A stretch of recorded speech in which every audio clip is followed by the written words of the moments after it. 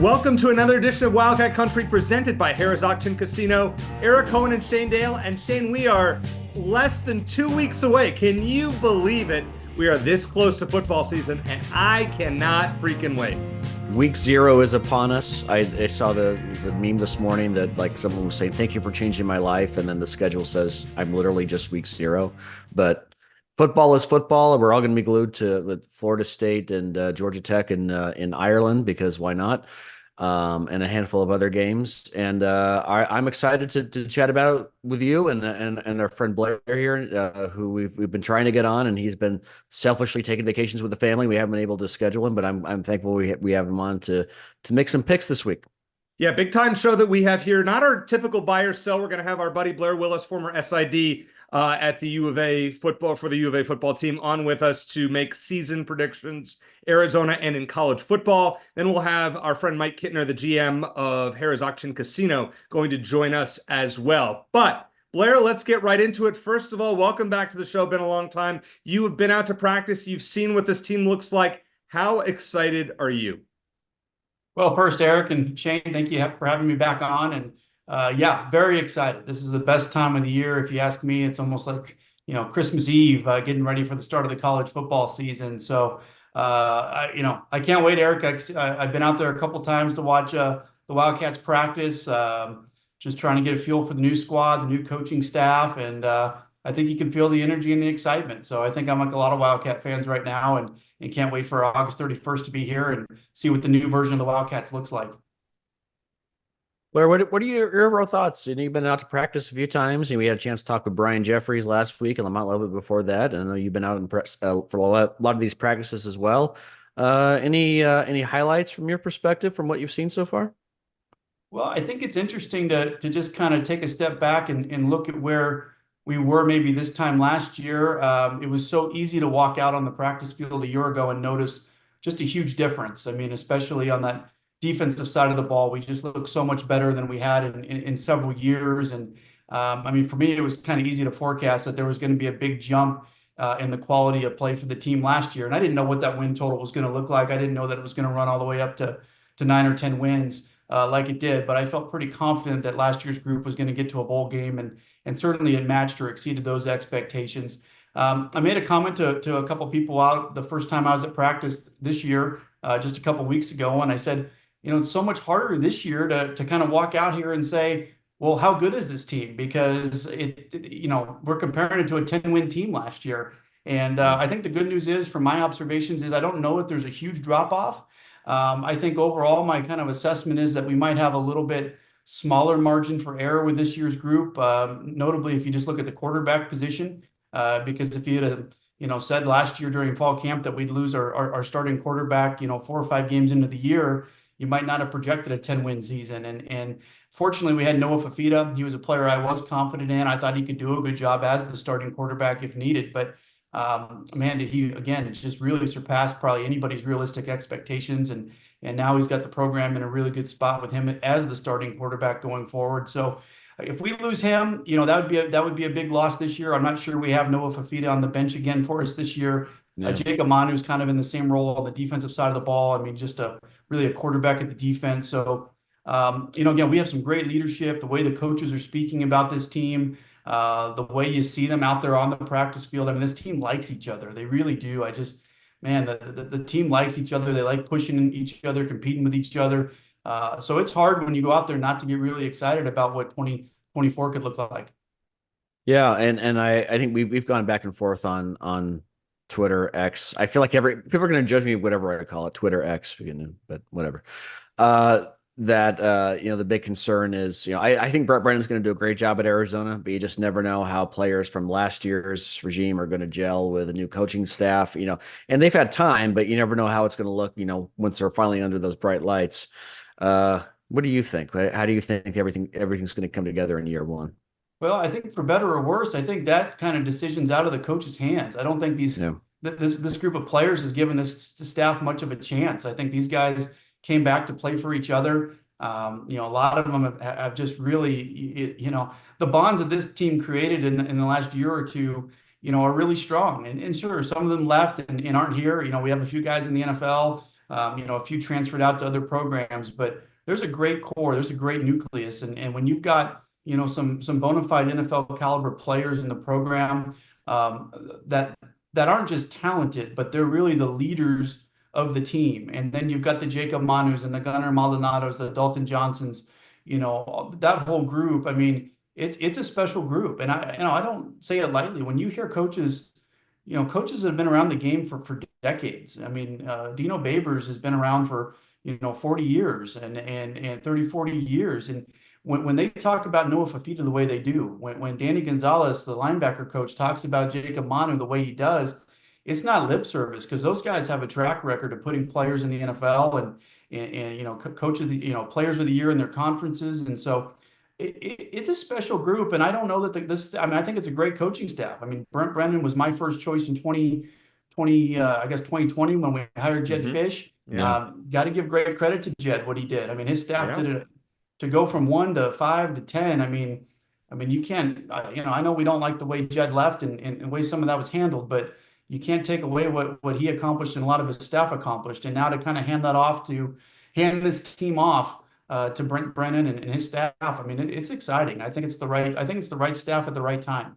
I agree with you. And I got to ask one more question, though, because there's something that drives my co-host crazy is players and coaches going from one rival to the other. And of course, with Arizona, Bobby Wade, obviously, he's coming home essentially. So I think that's fine.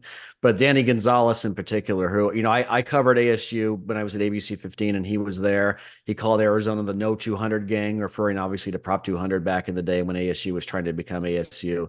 And he really embraced the rivalry. How do you feel about coaches going back and forth? And just from your, kind of behind the scenes perspective, do coaches really seem to care about that when it comes to, just getting a job? Yeah, I mean, it's a good question. My kind of just quick answer from the Arizona perspective is, as long as they end up on the good side in the end, right? Like, Bobby Wade coming back, hey, welcome back home. Danny Gonzalez, hey, welcome to the good side. Sorry you had to be up on that side for a few years a while back. But no, on a more sincere level, like we had when I worked with the football team under Coach Rodriguez's staff, Vince Amy was a defensive analyst and then a defensive line coach for us, and he was a great player at ASU back in the 90s, and Vince is a great person. I mean, I really, really enjoyed my time with him. And we actually, when I worked, had a little desk space in the Lowell Stevens football facility, and he was an analyst. We were actually right next to each other in little cubicle spaces there outside the offensive and defensive staff rooms.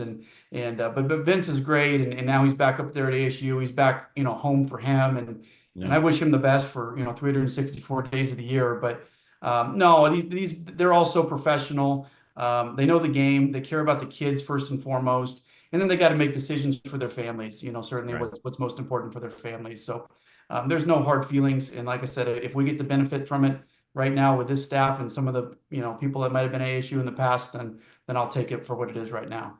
Dane is very much admiring your political style answer there, Blair. Well done. Even though it still disgusts me. Didn't U of A softball hire a former ASU player, Shane? Yeah, and you tweeted me about it. Yeah. I said, "Oh, Eric's not going to like that," But I mean, we saw an Arizona player transfer to ASU immediately after football season was over, and so disgusting. It's kind of the way the But you know what? I told people this, Blair, and I was on a Texas Tech podcast last week and said the same thing. Is that if you look at the amount of talent returning to Arizona this year, and I think Arizona had like 68% of its production last year is back. That's like pre-transfer portal kind of numbers for when you have a head coaching change. Even if you didn't have a head coaching change, that's pretty rare. That's like 30. I think there were 30th out of 120, however many FBS teams there were. So that just a testament to how good Brent Brennan and his staff did in convincing guys to stay and keeping them as a family, so to speak. But I think on the other hand, it also he can kind of become a victim of his own success in that if Arizona doesn't do it, the expectations are higher now because of that, because he kept Noah Fafita and T-Mac and Manu and so many other talented guys, that if Arizona doesn't have a winning record or wins at least 8 or 9 games, and people are going to come down on him. And I don't necessarily think that's fair, but it just seems to be the way it is.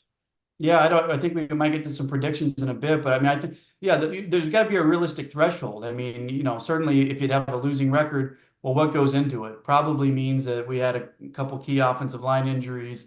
probably had an injury at quarterback, or a Yeah. couple of our star offensive players. But no, I think that Brent does step into kind of a quote unquote pressure situation. But man, we haven't had we haven't stacked double-digit win seasons at Arizona before. I think we've only stacked 9+ wins back to back, maybe once back in the Jim Young years before Arizona was even in the Pac-10. So Yeah. it's hard to follow it up here, but this is a good opportunity. I mean, the changing of the conferences, the Big 12 is going to be a wild race, but I mean, changing the conferences might be a good opportunity for Arizona to build on what it closed out the Pac-10 era, Pac-10-12 era, and now what it's going to look forward to in this new era of the Big 12. Blair, my last question for you before we move on to our picks themselves. You've been around a lot of recent Arizona head coaches. How would you describe Brent Brennan's style on the practice field compared to others that you've seen? Yeah, he's the few times I've been out there, he's very, I'd almost say, casual and laid back. He interacts with the players on both sides of the ball. Sometimes you get pigeonholed into being an offensive coach or a defensive coach, and Jed was sort of that way because he was the play caller on offense, and so he had to spend most of his time on the offensive side of the ball. Brent comes from an offensive background, but his relationships with the players on the field, I mean, he's interacting with every position, freshmen to seniors. He's interacting with his coaching staff. He finds time to get to the sideline and talk with, any athletic department staff members, the donors that are there. Maybe one of the bigger developments I've seen here in the last couple of weeks is one of the big boosters. Cole Davis has kind of been back in the fold a little bit, and of course his family name with his wife Cole and Jeannie Davis is on the the indoor center and some other places in McHale and elsewhere, and it's been good to see him back on the sidelines, and Brent's been over there talking with him. So Brent, I think probably more than some of our coaches kind of gets the whole picture. I don't know if CEO is necessarily the right word to describe his demeanor, because he's more personable than I think most CEOs, quote unquote, are. But he's a people person. He's about relationships, and I think that that's a really good skill set to have in your head coach in this era, is somebody that really invests time in the relationships with the players. And he's got a great football acumen. I mean, what he did at San Jose State, I know the win-loss record may not jump out to people that don't know a lot about San Jose State, but that is a tough place to win. The resources there have been really below par even for their own conference there in the Mountain West. And talk about somebody that did more with less. I mean, he's done more with less than just about everywhere he's been. And Arizona's a place, even in the Big 12 era, as we continue to battle these super conferences and these huge media contracts, Arizona is always going to be a place you have to do more with less. And I think Brent's the right type of guy for that, and he's got a really good staff. Yeah, and he's a really humble guy too, Blair. We had him on in January after he was hired, and then the other week we were talking to Brad Brennan, and Brent just sat down with us, and it was just like, he didn't have to do that. He just sat down for a couple of minutes and answered some impromptu questions that Shane and I had. And it was like, what football coach in the country is doing that for a non-university sanctioned podcast? I mean, think about that. Like, you don't see that. Can you, like, Jed Fish probably not doing that ever at Washington. I mean, he's not. I could see Kenny probably doing that at ASU, but I not very many coaches in the country would do that. I was really impressed with Brent from that perspective, just down to earth, and especially when I met him as well in May. All right, now it's time to get to predictions. And usually this is buy or sell, which is presented by Ice Shaker. But since it's not buy or sell, hey, this segment is still presented by our friends at Ice Shaker. Go to iceshaker.com, use promo code Wildcat Country, capital W, capital C, and get $5 off. And you can have one of those beauties that Shane is drinking out of, or something comparable to it. And make sure to fill out the post-purchase survey and mention Wildcat Country when you get it. All right, number one, let's start off. Let's talk some Arizona in segment number one. Shane, I'm going to start with you. In how many of the 12 regular season games will Arizona be favored? It's a good question. I have them favored in 9, just looking at their schedule. Okay. I think that 2 of the early games, they're probably not going to be favored in. 2 of the 3, I think at Utah, at K-State, very likely they won't be favored, regardless of what happens the first couple of weeks of the season. And after that, probably one other road game. You look at their home games, I mean, things are going to change quickly. They always do in college football, but you look at the 7 home games, tell me one as of now they wouldn't be favored in. So we're not talking about wins and losses yet. We're just talking about being favored. And then, think about one road game, maybe UCF, maybe as they play TCU on the road. So maybe one of those they wouldn't be as well. And of course, things change as the season goes. But at this point, I think 9 out of 12 that to be favored by at least a point or two, it seems reasonable. All right, now I'm going to side with Blair on this one, and we'll put up our picks all together on a sheet here on a screen at the end of this segment, so you can get caught up on everything. But Blair, you and I agree that we're both picking 8 games that Arizona will be favored in. Which 4 do you not have them? I guess which 2 outside of Utah and Kansas State? Yeah, I mean, I think, Shane kind of touched on it with the home schedule. I think if you're looking at it today, and everything stays pretty equal, I think Arizona's favored in all 7 of its home games. And then for me, it's the road games, Kansas State, Utah. I think they'll be underdogs in those games, no matter what, here to start the year.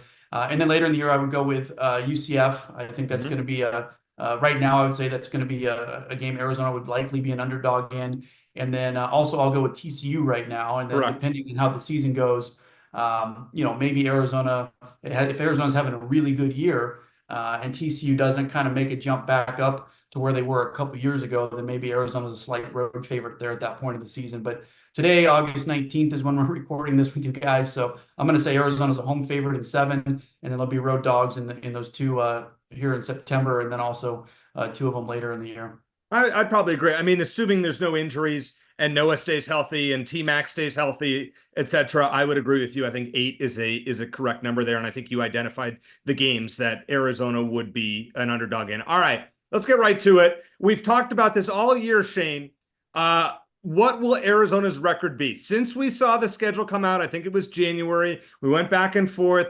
Maybe you've been a little more cynical than I have at times, and then vice versa. So where do you stand today going into the season? What is your official prediction? I actually kind of like, Eric, that our listeners and viewers are actually getting on your case a little bit more for being cynical lately. But I'm sure the pendulum will swing the other way soon enough. Although it may be right now. It's interesting because we made our Big 12 picks a few weeks ago, and I had Arizona ranked higher in the Big 12 than you did. I had them ranked 3rd, and I think you had them 5th. With that said, thinking about it, and I still think that that's possible. I have their overall record at 8-4, with probably 6 wins in the conference, which could still be good enough for 3rd place in the conference. It just depends on how everything shakes out. As of now, I think the losses will be at K-State, which is non-conference game, at Utah, at UCF, and probably a random home game just because it's tough to run the table at home. Maybe West Virginia, which I'm higher on West Virginia than some of the other team than a lot of people are this season. So again, and I think Blair's absolutely right. There's very small margin for error. I think that Arizona's biggest loss in terms of guys defecting to Washington, and there weren't that many, but I think the biggest loss was the guy who never played it down in Arizona, and that was Damon Williams. Because if Noah Fifita gets hurt this year, knock on wood, then I think you have a guy in Damon Williams who could probably come in even as a true freshman and lift the team up and probably lead them to at least a winning season. Without Fifita, it's dicey to say the least. And Arizona won 10 games not in spite of Delora's injury, but because of it, I would say last year, as good as Delora was, I don't think Arizona wins 10 games with him at starting quarterback. So again, we're health permitting. I think 8 wins is reasonable. They could be better talent-wise, but again, I think just that first year of a new coaching staff with players that they hadn't coached previously, who hadn't signed up to play for them originally, there's kind of that issue, and then they got a couple of tough games early in the year. That trip to UCF is going to be very difficult, and it's just tough to run the table at home. So that's where I have them right now, 8-4. Okay, and I think I think it's very respectable, and I was between that and 9-3. And Blair and I are both choosing 9-3, which is kind of different because I guess, Blair, that means that we're both having them sweep the home schedule, and which rarely ever happens unless you see a significant upset. Now, I have the losses to Utah and UCF for sure. I mean, Kansas State, they're going to be about a touchdown or 8-point underdog. I'm still not sure what to think about Kansas State. I could maybe see some early upset potential there. And is Arizona going to get snake bit in one of these other games? But still, I'm going with 9 wins. How about you? Yeah, I mean, I went with the 9-3 for the purpose of our exercise for this. I don't know if I truly went game by game to pick it, because when I look at the schedule, I don't think there's a team on the schedule that Arizona can't beat if Arizona is fully healthy. and things kind of pick up a little bit where they left off. And that's maybe making a big assumption, especially on the offensive side of the ball, because, we lost the primary play caller and there's been some changes, in the system. I think defensively, it's a little bit easier to pick up where the team left off because Dwayne Keenan was here last year. He assumes the coordinator role. I think his fingerprints were on that defense more and more as the season progressed last year and really culminated in that Alamo Bowl with that victory over Oklahoma. So, I kind of go in with the sense that Arizona could. I don't really see it having a game that it can't win just based on the talent on its roster and kind of what that roster outlook looks like. Now, certainly Utah, if Utah's full strength and Cam Rising's back, being in Salt Lake City, maybe a little bit of a revenge game for Utah as well. That's going to be a very, very difficult game, and it probably will prove as the most difficult just based from a matchup standpoint for Arizona. But other than that, I think Arizona's got the opportunity to get to 10 regular season wins. Again, where those come, I don't really know. I do feel good. I feel good about a couple things, and I go back to that home schedule. If Arizona is healthy, if Noah Fafita is healthy, if the offensive line can stay healthy, especially at tackle, we don't have a lot of depth at tackle, but otherwise, I think our offensive line's in pretty good shape. So if we can keep those starting tackles in place, I think the offense will have a very good year, and I think that'll make Arizona a very good team at home. If you get the 7 wins at home, all you got to do is pick off, 2 games on the road, and you get to the 9-3 that I went ahead and put them down as.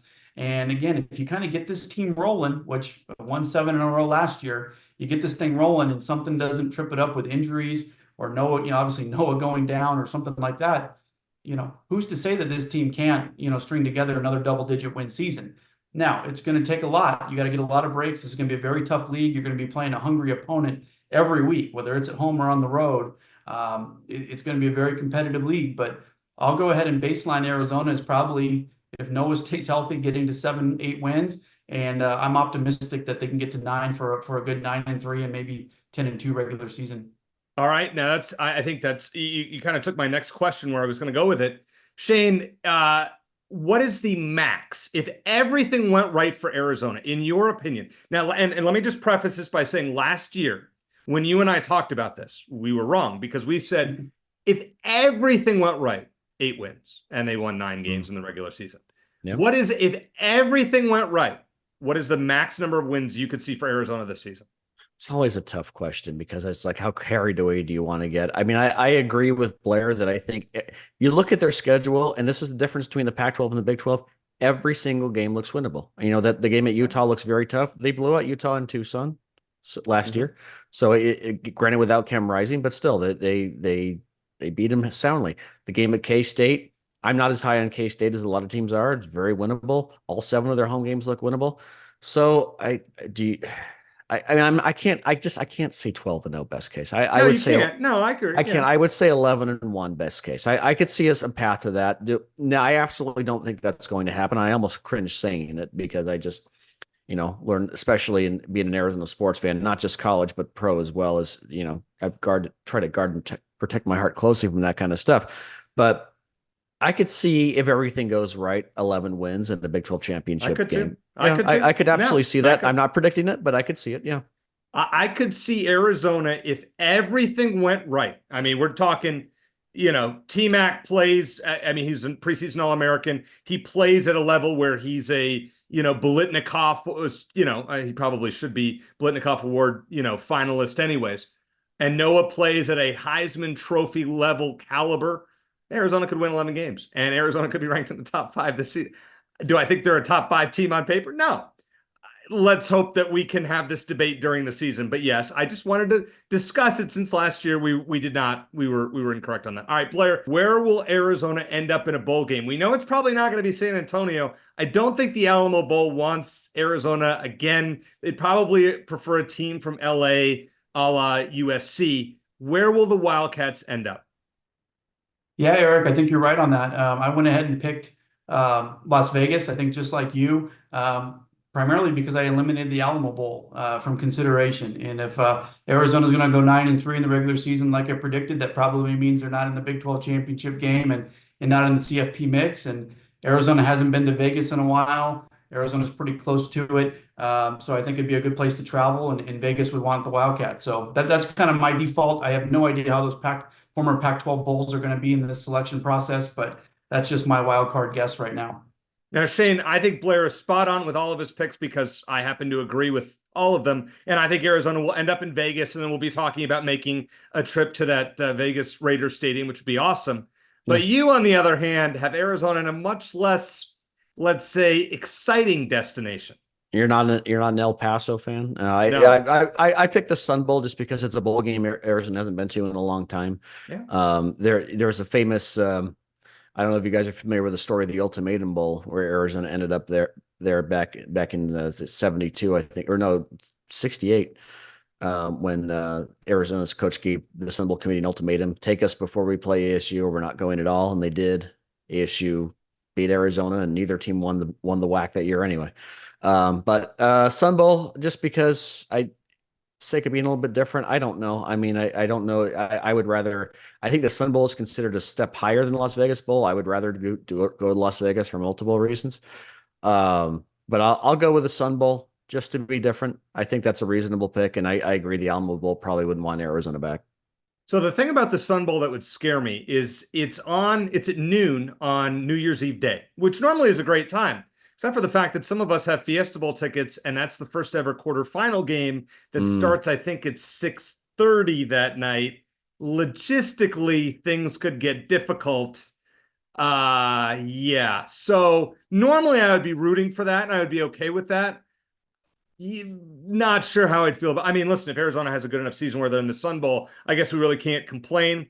Selfishly, as somebody who will hopefully be going to the Fiesta Bowl with tickets, I would like to see Arizona in that game, by the way. So let me just point this out once again. If Arizona were to win the Big 12 championship game, they will be playing in the Fiesta Bowl. There's no question about that. And they'll be hosting either the 5 or the 6 seed, probably the best non-conference winner or the second best non-conference winner, Oregon, Texas, Ohio State, Georgia, Alabama, throw in. I mean, Shane, Arizona against Oregon in the Fiesta Bowl would be fun. I mean, that would be fun. Arizona, Texas, Arizona, Ohio State. I mean, just the excitement of building up to it would be amazing. I think the excitement building up to it would be the best part. Let's put it that way. That's usually how it is. Yeah. Usually how it is. Yeah. I was at the Fiesta Bowl last time Arizona was there, and it was entertaining, but it didn't go. All of us were there. Obviously, Blair had to work it. Blair, what do you remember about that game? New Year's Eve day, 2014. Early start too. It was rainy that day. I remember. It was correct. Yeah. Yeah. I mean, I think the three things I remember from it, one was we got off to a bad start, but had a pretty good rally and had a chance there, into the fourth quarter. The second thing is just the pain of that locker room. I mean, there's nothing like having to be in a locker room when you lose any football game. But then when it's the end of the season, I mean, that's the last time some of those players will ever see each other because you're leaving from the bowl site usually on your own. So, I mean, that the finality of a college football season ending in a bowl like that, it's really tough. And obviously, Anu Solomon was our quarterback, and I remember, just some of his reactions and the way he took it, and being around him as I waited to gather him to take him, for media stuff after the game, and it was hard on the seniors in that locker room. So that's just very vividly, it kind of stings, it sticks with you. And then the third thing I remember is I had taken my personal car up there for the week, and so I drove home on my own that evening. And when I drove back into Tucson around midnight that night, it was snowing. It had just started to snow. So those were kind of the three things: was came up a little bit short, the pain in the locker room, and then got home for New Year's Eve, strike at midnight, and there's snow falling in Tucson. Yeah, Arizona wins 10 games in the season as often as it snows in Tucson, I think is the I was gonna say hell freezing. Oh no, I guess it's probably not. But I do remember I talked to both Rich Rodriguez and Anu Solomon. I can't remember which one told me this, but I think it was Anu Solomon said Rich Rod didn't talk to him for weeks after that game because he was upset that he took that sack at the end of the game and the clock ran out when they had a chance to tie the game late. And so that sounds like Rich Rod. I mean, he's been very generous with our time over this time with us, but he also is a whole other human being when he gets on the football field. So I could believe that. One thing I remember about that game, Jay freaking Ajayi. Ajayi, yeah. 3 touchdowns in the first half, I remember right. I mean, it's 21-0 in a blink. And you're like, Yeah. I mean, what happened? And it's all, I think you look at momentum. I mean, Arizona carried that momentum into the Alamo Bowl, where they didn't really have that after losing that conference championship game Yeah. that year to Oregon, got blown out. And then you get to the Fiesta Bowl, we're all excited. You're like, oh, it's Boise State. I mean, who cares about Boise State? And yeah, well, about that. All right.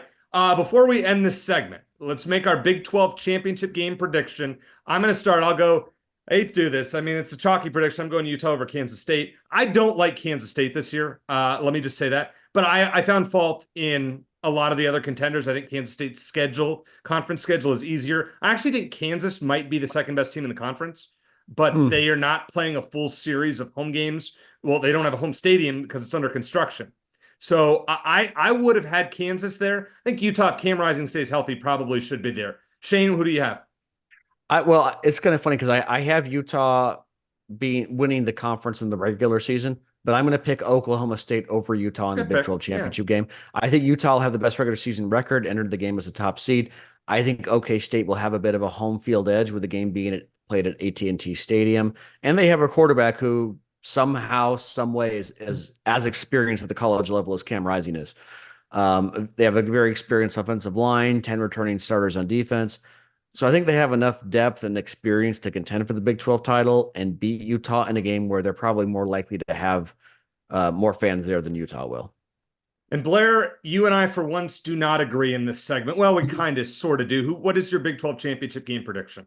Yeah, well, I also took Utah, and I'm going to take Utah to win, but I got them beating Oklahoma State in the Big 12 title game. I think the Big 12 is interesting because I think you got a bunch of teams that have always been fighting to have that place at the top of the conference, right behind Oklahoma and Texas in the pecking order. Yeah. Sort of not too different than what the Arizonas and even the ASUs and of the world have been behind USC and the Oregons in the Pac-12. Oklahoma State's been as consistent as anybody under Mike Gundy. I mean, they've been up there a bunch over the years. He adapts, finds different ways to get them there. So I think they're smelling blood. With Oklahoma and Texas gone, I think they feel like they can be the big dog of the league.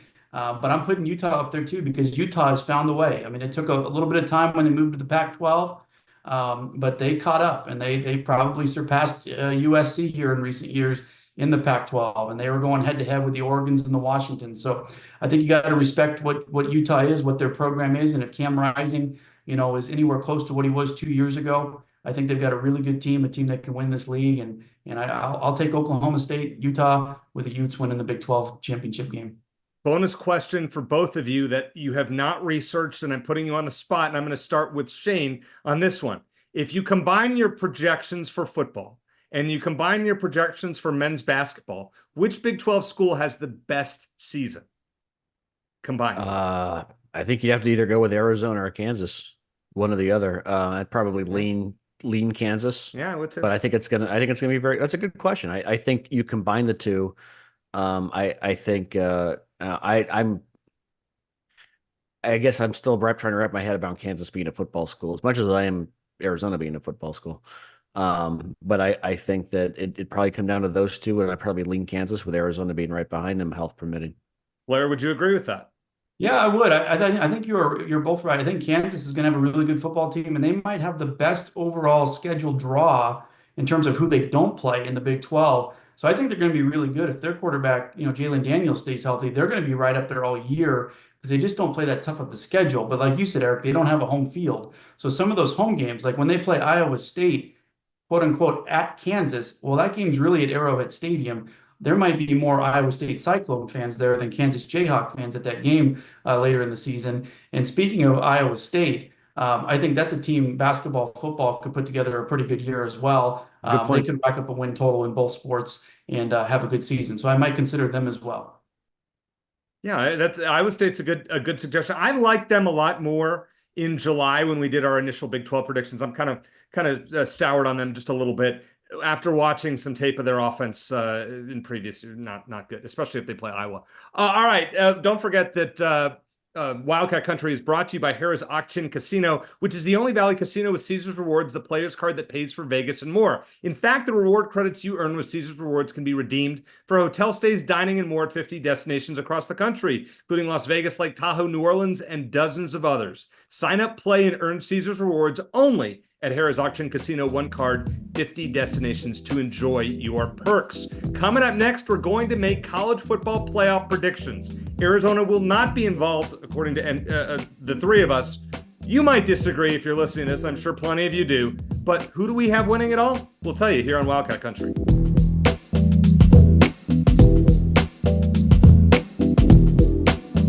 What's up, Wildcat Country? Chris Gronkowski here, and I'm at the Ice Shaker Warehouse, proud sponsor of the Wildcat Country podcast. And I got something new and exciting to show you.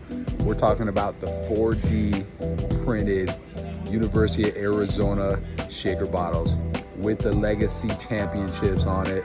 Check it out now at iceshaker.com. It is time for our college football playoff picks, but first, start with the Heisman Trophy winner, and we actually have 3 different picks.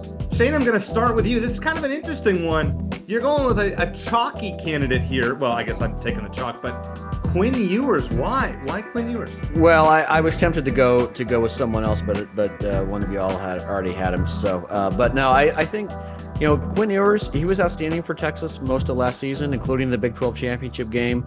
I think he's going to be even better this year. Just logic suggests he'll be even better, and I think he's the guy who's going to feel the need, not only being in an the SEC now, but he's going to constantly feel the need to prove himself week in, week out with Arch Manning in the rearview mirror. So I'm gonna go with Quinn Ewers. I think he's got the potential, health permitting, to win the Heisman. Now I'm going with Dylan Gabriel, who I assume you probably would have taken. Yeah, that probably would have been my next pick. Yeah. Yeah, he's the favorite. I mean, Oregon's offense should be great. Remember, Dylan Gabriel should have played for Oklahoma in the bowl game, but instead he had transferred out.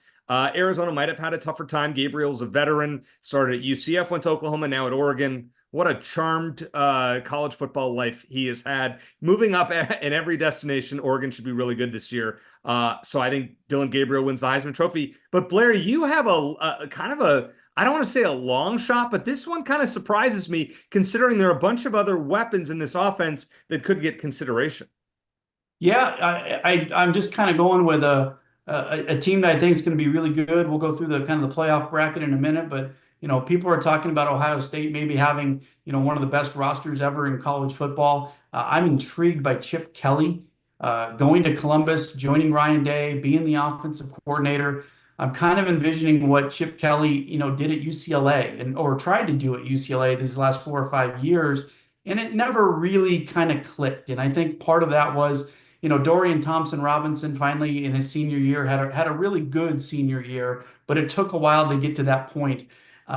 More of the pieces around the quarterback, I think, is what Chip was missing a little bit. He's going to go into Columbus with a roster full of NFL offensive linemen, wide receivers, the running backs. He's got everything Chip Kelly could ever dream of in terms of offensive personnel. And it seems like Ohio State handpicked Will Howard. I mean, they kicked a veteran quarterback to the curb at the end of last year to basically go out into the transfer market and identify who they wanted. And they picked Will Howard from Kansas State, who 2 years ago I thought had a really good year for K-State, dropped off a little bit maybe by his standards last year. But I think his skill set, and I'm trying to imagine what Chip Kelly is envisioning, his most modern type of college football offense in this day and age. I think he's a perfect fit for what Chip Kelly wants, a guy that can, not necessarily, have to make every throw on the field or make all the big time throws and just win games with his arm, but kind of just win games with his decision making, his toughness, and when you need a yard, he can keep the ball and he can carry the ball himself. And Ohio State's not going to have to do that in most games on their schedule. I think they're looking at when they get into a game like Michigan at the end of the season or a playoff game. They want a quarterback like Will Howard that not only do teams have to defend the Ohio State run game, defend the Ohio State pass game, but they'll have to defend the potential of Will Howard and trying to tackle him in the open field in some of those short yardage situations. So that's kind of why I leaned with him. I know there's some other players out there that might be the trendier picks, but I want to see what comes together there in Columbus this year with Chip Kelly and Ryan Day. Listen, I mean, everything you said about Chip Kelly, listen, Ohio State, there are no excuses. Anything short of a national championship game appearance, there are no excuses. If Ryan Day doesn't make the national championship game, they should probably move on because it's just not going to work. If you can't win, seriously, if you can't win with this team, you can't. Just being real with you. All right, let's give our college football player predictions. We'll go through these quickly. Let's do the first round matchup. Shane, give us your 4 matchups, 4 winners, and then we'll move on to the next. Okay, well, you kind of set me up with this one, but I'll start with kind of maybe a surprise here, and I've got the number 5 seed is Ohio State, and I have them beating the 12 seed Boise State. Now there aren't a lot of sexy non-power conference teams entering the season, but I think Boise State's most likely to crack the top 12. Ohio State, arguably the best team in the country. I like another Big Ten team, however, to win the conference. That's my 5-12 matchup, and I've got Ohio State winning it. Going down the line, I've got 6 seed Texas against the 11 seed Utah, because I do think the Big 12 will find a way to get 2 teams in. I think Quinn Ewers leads Texas to a CFP spot and probably a win in this game, even though I think Utah will sneak in as maybe a team that wins 10 games in the regular season, despite falling in the Big 12 championship game to Oklahoma State, which is my prediction. But I've got Texas winning that game.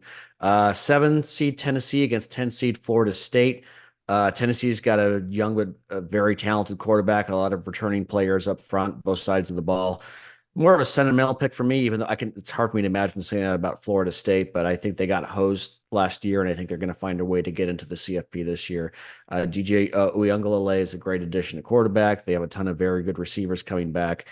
Defense is a bit questionable, but I think they'll make the field, and that's going to be, I guess, my upset pick is Florida State over Tennessee, as far as a weaker seed beating a better seed. And then the 8-9, I've got Notre Dame over LSU. Notre Dame was one of the best teams in the country on defense last year. I think they return enough of those guys, plus they added some talented guys in the portal, so I think they're going to pick up where they left off there. LSU has one of the most experienced offensive lines in the country. They have questions on defense, but I think they're still going to be toward the top of the SEC in part because almost all of their toughest games, Alabama, Ole Miss, Oklahoma, those games are all at home for them. And even if they lose 3 games, their strength of schedule might be enough to get them in the top 12, but I've got Notre Dame over LSU in the 8-9 matchup. Now, I know we have a lot of different picks, Shane. The one thing I'm going to disagree with, DJ Uiagalelei stinks. I don't understand about that. I'll tell you what, I am bearish on Florida State this year, and I know we're not making picks on the game this weekend. I think Georgia Tech makes it interesting for a while. I like the under. I'm just throwing that out. It's an unofficial pick before we get going next week. Blair, I thought, as I looked at your picks first off the bat, I was like, did Blair forget that there had to be a non-Power 5 team that got it? I'm like, how could he forget? And then I saw it. I'm like, what?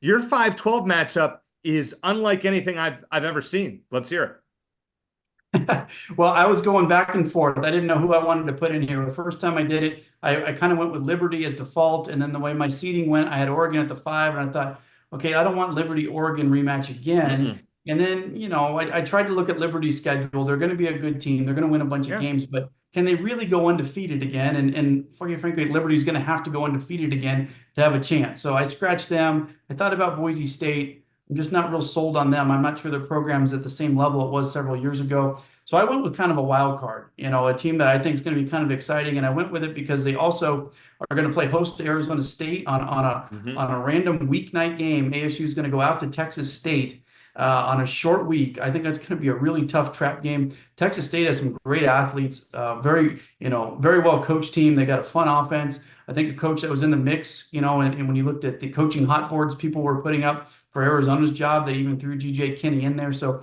I threw Texas State in as my number 12 against Oregon. But by the way, Blair, just to stop you, do you know who the quarterback for Texas State is this year?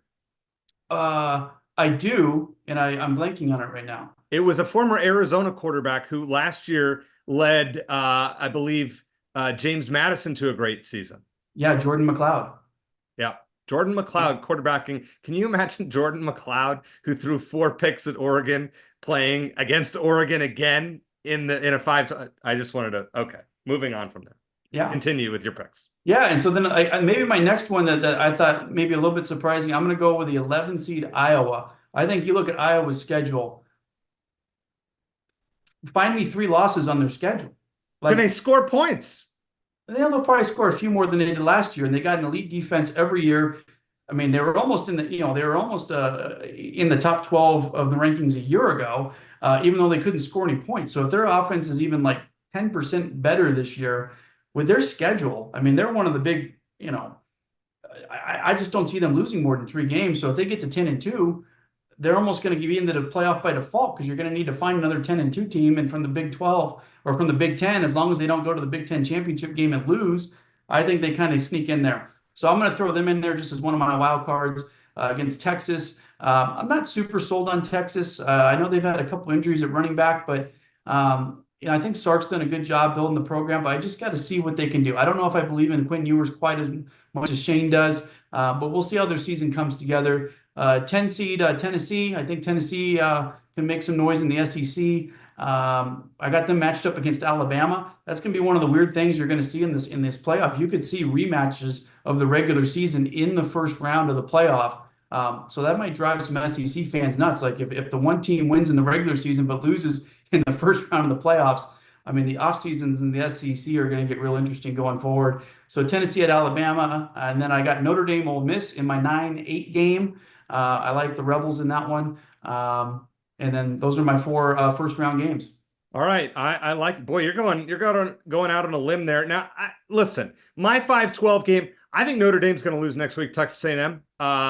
But their schedule is fairly easy outside of a home game against Florida State the rest of the year. I think they get the 5 seed and they play Boise State. Couldn't really get creative with the non-Power 4 team. Maybe I should have Memphis, another team that I looked at. Maybe UTSA, but they lost Frank Harris after he played like 15 years there. So I'll go with Notre Dame there. Oregon against Texas A&M. I think the Aggies find a way. I think they beat Texas late in the year and they get in. Oregon beats Ohio State during the regular season, loses in the Big Ten championship game. 7-10 matchup, Texas against Clemson. Don't love Clemson this year. I like Texas, but their schedule is a lot more difficult. Clemson, once again, byproduct of an easy schedule, but I think they lose in the ACC championship game to who? You'll find out here soon. And then Ole Miss and Penn State. I think we saw this matchup last year. Penn State is an absolute fraud, but their schedule really isn't that bad. They play Ohio State, probably should lose to them, but I think they can win at USC. And I really like Ole Miss this year. I think Lane Kiffin is doing a great job. So that will be my 8-9 game. All right, let's move on to the top, it'd be the quarterfinals. Let's hear your 4 matchups, Shane. Who do you like in these games? All right, my number 1 overall seed is Georgia, and they would play number 8 Notre Dame if based on my previous picks. I think Notre Dame's defense is going to carry them this far, but Carson Beck and Georgia's firepower on offense is going to be too much to overcome. Georgia probably cruises to the semifinals. The 4-5 matchup, and I got 4 seed Oklahoma State, which I got winning the conference against the 5th seed Ohio State. Oklahoma State's going to be the better seed, but no one's going to pick the Cowboys to win that game. I wouldn't either. Buckeyes are loaded at every position, and if Will Howard ends up being as close to as good as Blair thinks he will, Buckeyes are going to roll to the CFP semifinals. 2 seed Oregon against 10 seed Florida State. I think Florida State fizzles out here. Oregon, I think, is scary good. Dylan Gabriel, Heisman favorite for a reason. Dan Lanning is an elite head coach, in my opinion. And I think it's a repeat of the 2014 Rose Bowl as Oregon cruises past the Seminoles to get to the semifinals. And then the 3 seed, I've got Clemson winning a kind of a weak ACC, but I got Clemson winning it, taking on 6 seed Texas. Another case where the lower seed or the worst seed, however you want to call it, is probably going to be favored. I think Clemson bounces back this year to win the ACC behind their defense, but Texas is the better team. They're going to be SEC battle tested. I think Quinn Ewers leads the Longhorns to the Final 4. All right. I think those are interesting picks. You and I kind of have a few different matchups just in different rounds. So it's kind of cool there. All right, Blair, let's hear what you got. You got an interesting number 1 seed, not who we would have expected. Yeah, I went with Ohio State number 1. So they're my number 1 overall seed in the bracket. I guess maybe that's kind of what led me towards Will Howard for my Heisman pick. If they're going to be the number 1 overall seed, then they've had a great year, and somebody on that team's going to win the Heisman. I got them playing Ole Miss knocking off Notre Dame in that opening round. My number 2 overall seed, Georgia, I got them coming out of the SEC, playing Alabama, who in my bracket would have beaten 10 seed Tennessee. So another kind of SEC march here for Alabama, getting to face number 2 Georgia. Out of the Big 12, I got Utah earning the number 3 overall seed. They would be matched up against the 6 seed Texas, who would knock off my kind of dark horse Iowa team. They're in that 11 game. And then my 4 versus 5, I got Clemson winning the ACC, sort of like Shane said. I think this will be a bounce back year for Dabo. The defense is going to be back up to par. I think their quarterback, Cade Klubnik, I think he's going to kind of step up this year. He was a little inconsistent a year ago. I think he's poised to get Clemson back on track to where they were offensively several years ago. So I think Clemson's pretty good coming out of the ACC, and they'll take on Oregon. I think that'd be a great matchup there in the 4-5 game. All right. I think I could see it. I have Clemson making the playoffs as well. Here's my 4-5 or my 1-8 game. Going to be Georgia against Ole Miss. I know they play in November. I could see Ole Miss winning that game at the Grove. Georgia gets some revenge this time around. How about this matchup here? I think Notre Dame as the 5 seed will beat Boise State. I think Miami is really good. Remember Cam Ward from Washington State, Damian Martinez, who considered Arizona, ended up at Miami at running back. From the Pac-2, they're stealing the 2 best players likely left that were in the Pac-2 last year. And Miami wins the ACC and plays Notre Dame. I like Notre Dame to win there. I like Ohio State to beat Texas in a quarterfinal, and then Utah against Oregon. We've seen this matchup in the Pac-12 championship game multiple times, but Oregon gets some revenge. Therefore, I'll start with the semifinal picks. I have Ohio State beating Oregon. If they play for the 3rd time this year, I think Ohio State wins for the 2nd time, and I think Georgia absolutely obliterates Notre Dame, and I think it'll be funny when Georgia wins like 59-10 or something comparable to what they did to TCU the other year in the championship game. It'll be funny to watch the Notre Dame fans make excuses. All right, Shane, you're going with a matchup that Blair and I have in our championship game in the semis, Georgia and Ohio State. Yeah. Like I was going to say, you stole my thunder there, Eric. But yeah, a lot of people are picking this as the national championship game. But I think they're going to meet a round earlier because I think Oregon is going to win the Big Ten. I think Georgia is slightly more well-rounded than the Buckeyes. They have a more experienced quarterback, great defense. And I think they're going to win what could end up being the best game of the college football playoff season. I think that would be an extraordinary matchup, regardless of the round. But I would take Georgia in that matchup. And then the other one, I've got Oregon over Texas. 2nd year in a row, Longhorns bow out in the national semifinals. Dillon Gabriel played well against Texas last year for Oklahoma. He threw for almost 300 yards, rushed for over 100 yards and a touchdown.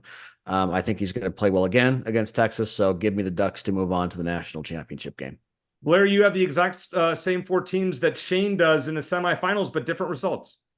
Yeah, I got the Buckeyes, the number 1 overall seed, beating Oregon. And then I got Georgia, my number 2 overall seed, beating Texas to give me Ohio State, Georgia in the championship game. I think they're the 2 best rosters this year in college football. 2 great coaching staffs, 2 elite coaching staffs.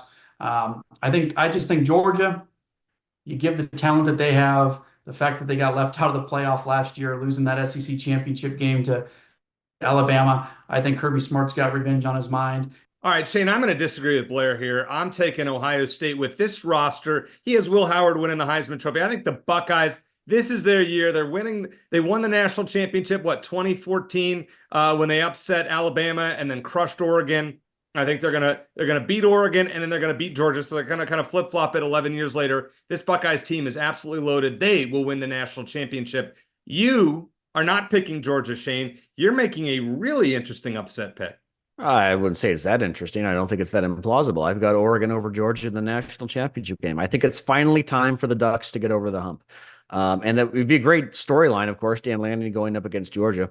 Yeah. And I think it's going to be a seamless transition for Oregon to go from Bo Nix to Dillon Gabriel. They have a ton of weapons returning on offense, an experienced offensive line, some young talented guys up front on defense. They added some strong transfers in the secondary. And I think Dan Lanning and the staff will do a great job making sure everyone's on the same page as soon as the season begins. I think they find a way to edge Georgia, and which should be a highly entertaining national championship game with a lot of subplots. Blair, it was really great having you on to preview the season, get your takes. I agree with most of the things that you said, which is always a great sign of having a guest on this program. Always appreciate having you on, and look forward to having you join us during the season. Coming up next, Mike Kintner from Harrah's Auction Casino going to join us, give us his thoughts on Arizona's football season here on Wildcat Country.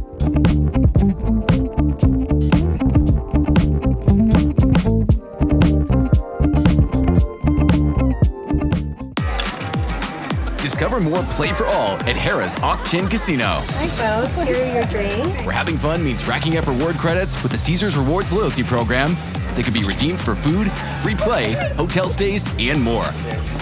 Not only here in the city of Maricopa, but also at more than 50 Caesars properties coast to coast. From Harrah's Las Vegas to Caesars Palace in Atlantic City. What are you waiting for? Play for all at Harrah's Auction Casino, the official sponsor of Play. Well, Shane, we promised it for weeks and weeks and weeks and weeks. And finally, our buddy Mike Kintner, who is the GM at Harrah's Auction Casino, joins us for the final segment here on Wildcat Country. Mike, long time no talk. First of all, and we'll get to U of A and everything like that. What's been going on out at the casino? What's new these days? Well, you know, it's like it's summertime, so it's not necessarily our peak season, but the pool's hopping, swim up bar, people coming out having a good time, and the weekends are jamming every month. Right now, it's our 30th anniversary this year. So on the 30th every month, we're giving away a car. So we call it Win Your Wheels. You can come on out, or cash equivalent of that. So that's exciting. Got some fun stuff. And as always, Caesars Rewards is really what drives the business here. So when you come down, sign up for the Caesars Rewards card. If you're new, you get $10, chance to win up to $6,000 on that first visit. So get to play a little promotional game. And then we got Labor Day coming up too. So we're giving away $50,000 in cash on Labor Day. Everybody who comes out with the Caesars Reward cards gets a bottle of very old Barton bottle of whiskey. And we got a couple concerts coming up later in the year. Exciting for us. We got Dog Star, Keanu Reeves band. So any Keanu Reeves fans out there, that's September 21st. And on New Year's Eve, we got a U of A alum and the lead singer of Midland. We're actually playing out here on New Year's Eve. So that's going to be a big party for us end of the year. So really excited about that one and meeting Mark, hopefully the lead singer. And I know he's a big booster and fan at U of A. So that's exciting. Well, you know, my Keanu Reeves is all good and well, but the big thing is that Eric and I are going to be doing a post-game show at some point during this season. We just need to pick a road game to come out and do that. So we're excited about that and excited to hopefully host some Wildcat fans when we do that. What are your thoughts on going into this season? I think you're a fellow season ticket holder like Eric is, if I remember right. What are your thoughts on Brett Brennan? I am, you know, and I think I have 8 season tickets for football and I have 4 for basketball. So yeah, I'm all dialed in. But you know, I love everything I've seen so far. I didn't get a chance to meet him this summer. I know he's doing the road show and that sort of thing. I didn't. I was out of town or it just didn't line up for me. But everything I've seen on your guys's podcast about him and his brother being on and everything else, I love it. I love every single thing I'm seeing and hearing, and couldn't be more excited. So you know, looking for. You know, you always want to have a great season. Hearing you guys like the last couple of weeks, I think I heard one of you say, you know, 12-0 is unrealistic, and you know we're not going to win every game. That's me. You know, Caesars Sportsbook has the over/under, the line for the Arizona's win total this year at 7.5. So I think I'd take over. Been thinking about it all day. I want to take. I mean, obviously I want to take over, but I think 8 wins is pretty realistic.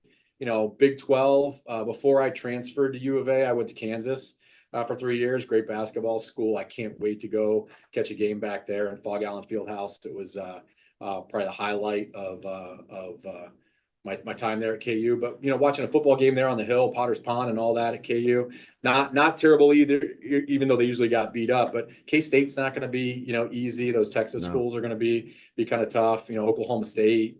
You know, Iowa State, West Virginia, that's going to be a fun one at home. So, you know, I think we have our work cut out for us, but, you know, I love this team. I love the guys staying. I think it's like a whole, you know, just the mission they're on this year, you know, everybody stays healthy. And, you know, I think 8 wins is pretty realistic. Yeah, that was my prediction earlier in the show. And then Eric and Blair Willis, who joined us, both have them at 9. So I would take 9 all day. I think Blair mentioned that we never had back-to-back 10-win seasons at Arizona, or at least it hasn't happened in a long time. So I'm pretty sure it's never happened. I'll have to go back. Never happened. No, never. Yeah, Can you imagine if Arizona wins 9 regular season games and goes into a bowl game with a chance to win 10 first back-to-back? I mean, that would be like mind-blowing. I mean, Mike, you as a longtime supporter, somebody that gives money to, you know, the university and the organization. I mean, to see a team potentially win 10 games, what do you think is the ceiling? You heard us say not 12-0. In your opinion, what is the best case for Arizona football this year? Best case? Oh man, I think Utah's going to be tough. I mean, if we could steal one in Manhattan, right? We go to K-State, right? So if we could steal one there, you know, I'm guessing, you know, 10 wins, maybe 9. I mean, it's like. It's just, you know, I mean, things happen. It's football, right? So there's always that one you should have won and you didn't. you know, somebody catches you late, a field goal, whatever, turnovers. So it's going to be tough. Again, I love the team. I'd love to see them win, you know, 10 games, let games go on. I mean, to me, it's awesome. You know, I get to see these things all the time. You know, our Caesars Sportsbook sheets out in the sportsbook. I go down there and look. To not have to go so far down the list on the national championship winner, top 23. Yeah. They're on the first. They're on the front page. Yeah. Plus, you know, 7,500 to win the national championship. I'm like, man, that's you know, it's just fun. I love it. It's Takes it every single year. Well, yeah, but still. I mean, no, if you want to spend it at Harrah's Auction Casino, go to the sports book. I mean, if you want to and take a shot and throw down $20 to win, you know, what is that, 15 grand? I mean, or yeah, so is that? Well, 1,500. It's like 75 to 1. Yeah, it's 1,500. Yeah, and we also guessed earlier in the show, Mike, how many games Arizona was going to be favored in, and so I actually had them winning 8 games. Eric and Blair guessed 9. We were the opposite in predicting how many games they'd actually be favored in. I think they're going to be favored in 9 games. Probably all their home games as of now they'd be favored in a couple of road games. Eric and Blair both said 8. What do you think? I mean, you know, it's like I mean, it's crazy. You look at this, you know, the home opener. What are they favored by? 30 points.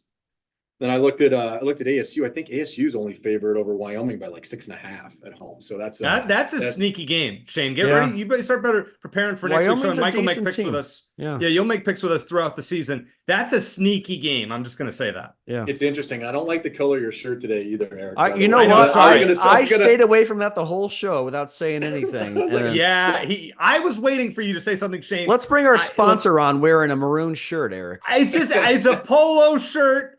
I mean, you know, what are we doing? Usually you're more color coordinated than I am. Usually you're wearing the red and blue. I'm going to wear a U of A shirt for probably every week of the season. They're going to switch it up a little bit, you know. Well, I was going to point out another ASU little tidbit here on my championship winner sheet today. Looking going straight across, you got Arizona, you got ASU right next to them, straight across that line. Obviously, second column, but 100,000 to 1 to win the national championship. Don't waste your money on it, but still, I thought. I mean, unless they want to, you know, donate to your sports book, Mike. So people can come down there, and I know that they can't bet on the apps when they come down there because it's on native land, but that you have a full sports book there that people can come down. You know that when I come there, when Shane and I go down there, I'll be placing many wagers and hopefully walking away with some of the Harrah's Auction cash. I hope you're okay with that. I want to make some great college picks that week. Just kind of explain what that, you know, is like for people who haven't been down to that sports book yet.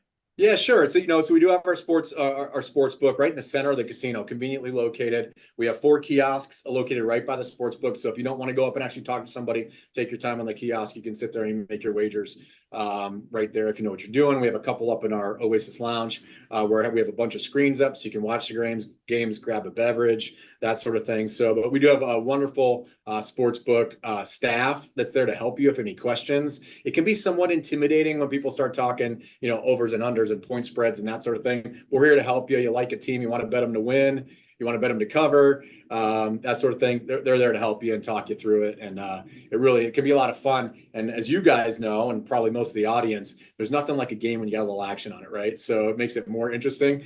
I mean, the preseason games and that kind of stuff. And now with, especially on the sports betting apps, with all the different parlays you can do and opportunities to put them together. And, you know, for not betting a whole lot, you know, my advice is always bet a little to win a lot. You know, that's kind of the way, if I'm talking to people about it, to do. And if you're doing that, it can be a lot of fun. And you know, you catch some winners here and there, cashing tickets, and, you know, makes you feel good. You know, Mike, you haven't lived until you sit next to my co-host during an Arizona football game in person and watch him live bet a ridiculous amount of money on a quarter of a game. Not a ridiculous amount of money. Ridiculous. I'm not even going to say it.